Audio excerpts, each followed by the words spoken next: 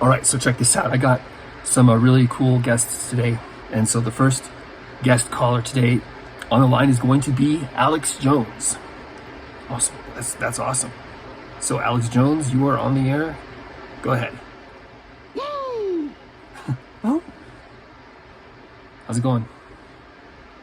All right, now I'm going to get down to brass tacks. Hard times make strong men. Strong men make good times. Good men make weak times. Weak men make bad times. Hence the cycle. People get lazy, they get decadent, they get dumb. The more engaged people that came before them build the civilization, they inherit it and they flush it down the toilet. And on average, we can't deny IQs dropping, sperm counts dropping, laziness exploding. We're in a lot of trouble. And we are not self-sufficient. And you know, it's a perfect metaphor or parallel to everything else. You will own nothing, you will like it. You'll be able to spend the money and rent things they want you to have. You get 3 pairs of clothing a year. You'll eat bugs, you'll drink sewage. That's not me. I know that sounds crazy. Window.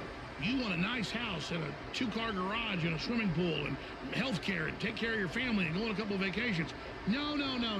You're going to drink sewage and eat bugs and you don't like it. They are lowering your expectations.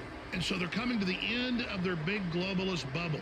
And they're in full and complete panic mode because they know the world's awakened to them and their agenda of the climate emergency and the carbon taxes and their excuse to bring in the replacement as the old system collapses, as we go into worldwide depression, which they've done in all these different other countries that were once wealthy, just as much as the U.S.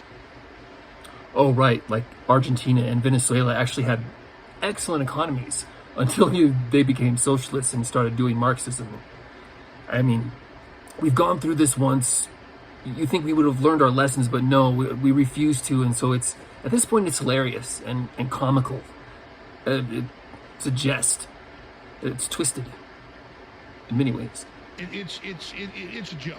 It's like writing tickets for speeding at the Indy 500, or it's like reorganizing deck chairs on the Titanic, and it's a joke. Right. So, what do you see in the future? You know, Alex Jones is always right. So, what do you see happening? I'm going to tell you now. You can call it prophesy, whatever you want. There is a corporate overlay and a corporate depopulation agenda that is taking place. And everything they do, cutting off the resources to, quote, save the earth, doesn't save the earth. It makes you poor so you can be more easily controlled, poisoned, dumbed down, isolated, sucked dry, and killed. So it's a fraud, and everyone's in danger. And I gotta say, every organization, every group needs to go ahead and come out and realize we're all being conned here. We're all being led to the slaughter by ultra-rich that stole the planet through fraud. They think there's too many of us. Whether there is or not, the point is they're not self-appointed to decide we're destroyed. Oh, I couldn't agree more. So who is at the top of the pyramid, at this global cabal? Who is at the top? So at the top is a European royalty, and it's just people turning us against each other. It's a transhumanist, globalist mafia. It is the most European royalty operation you can imagine. That's the top of the pyramid. They use Hegelian dialectics against us. Okay, so can you explain what the Hegelian dialect is? I kind of understand. Hegelian dialectics are actually very complex and very sophisticated and fifth, sixth dimensional. But the easiest way to describe this is blowback. It's a philosophy of the mathematics of ripples in the pond. You throw a stone into a pond and it creates ripples. As you throw more stones in, more ripples happen and they start bouncing together. I throw this rock in the water, it does that. I throw this rock in, it does that. I throw these in, I'm looking at what it's forming here, okay? And the globalists are masters at manipulating it. And if things don't go the way they want, then they'll fund a right-wing movement or a left-wing movement or a pedo movement. And it's all about manipulating that path. All right, I gotta cut you off there because we're about done for that segment. Anything else? I am blessed and I am honored. And it has been you. You are the Infowar. You are the resistance. You are the answer to tyranny. And I salute you all. Thank you for the call, Alex. So, hey, look, we got Jay Dyer next up online. He's going to explain the Hegelian dialect just a little bit more. Okay. All right, Jay Dyer, you're on. Go ahead. And so you understand that the development of controlling both sides of conflicts over the centuries, the mastering of what we call dialectical philosophy, from Plato to Marx to Hegel, allows the establishment to have this position beyond what most people are involved in terms of conflicts. You could think of it like a circle, and within that circle is the accepted Overton window of what you can and can't talk about, and what types of things are allowed in public discourse, even in terms of the questions that are asked. And that's why the media, mass media, has been there for so long, to control and set the parameters for the questions that are allowed to be asked and that are not allowed to be asked.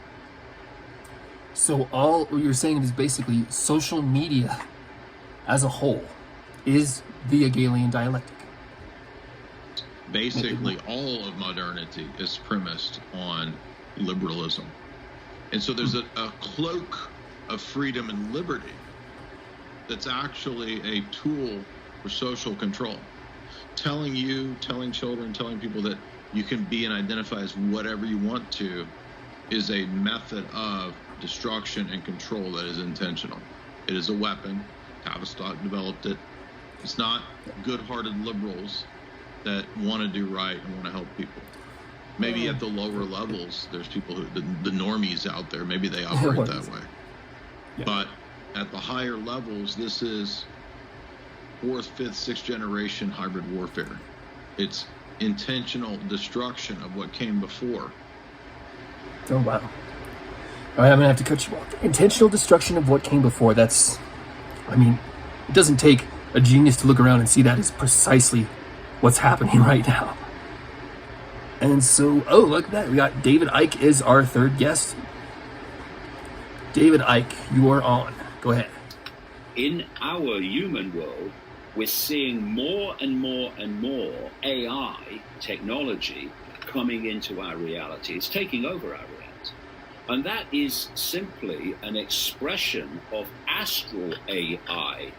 And it's moving more and more into this realm to control us more and more fiercely here. They control our minds. The mind is what they're after. It's a war for our mind, right? You have to go beyond mind. All these different spiritual expressions talk about going beyond mind. So mind is the barrier to enlightenment. You can just sit and observe, and you realize this mind chatter is not actually part of you. Consciousness.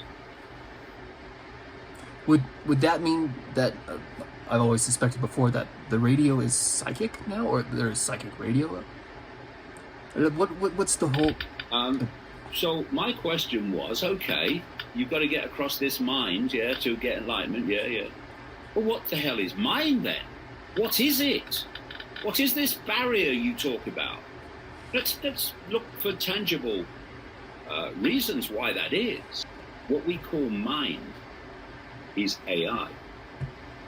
And it's an AI program running through the biological computer. The biological, wow. Of all the things I've ever heard you say before, I totally agree with you. It's shocking. Without understanding the spiritual nature of reality, you can't understand the conspiratorial. And you don't really understand the spiritual nature of reality if you don't encompass the conspiratorial. I've seen that before. It's the as above, so below type. Wisdom is knowing how little we know. But whatever we know or think we know at any point, there is always more to know. Oh, absolutely. All right, David Icke. Thank you, all of my guests today. And it looks like we got a call from security. Security, you everything okay over there? We have been sent by the Supreme Dalek. We are to assist in your research. That is our prime mission. Yes, I asked the Supreme Dalek to bring you guys down, but there's a UPS package coming, and I would really appreciate it. You guys went down there and waited for him, and just make sure that nobody takes it. Appreciate it. Awesome.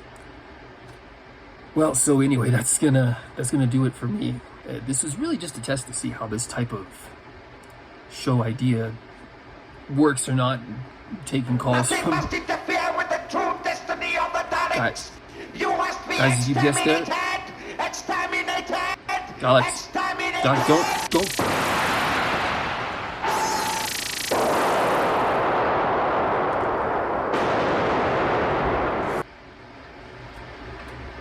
Oh, yeah.